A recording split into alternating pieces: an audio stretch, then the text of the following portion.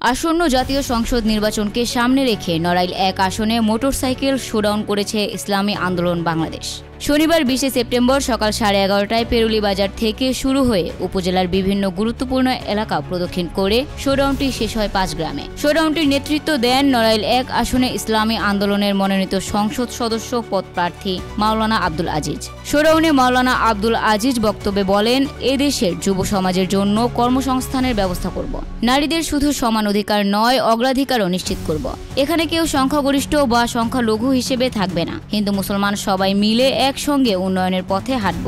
তিনি আরও বলেন, নড়াইল ১ আসনের বিভিন্ন স্থানে অবকাঠামোগত উন্নয়ন খুবই জরুরি। বিশেষ করে কালভার্ট ও ব্রিজগুলোর অবস্থা নাজুক। জনগণের সমর্থন পেলে এসব উন্নয়নকে অগ্রাধিকার ভিত্তিতে বাস্তবায়ন করা হবে। শোডাউনের সার্বিক ব্যবস্থাপনায় ছিলেন ইসলামী আন্দোলনের বাংলাদেশ কালিয়া থানা শাখার সহসভাপতি হাফেজ কবির উদ্দিন এবং সাংগঠনিক সম্পাদক মোহাম্মদ হাবিবুর রহমান বিশ্বাস।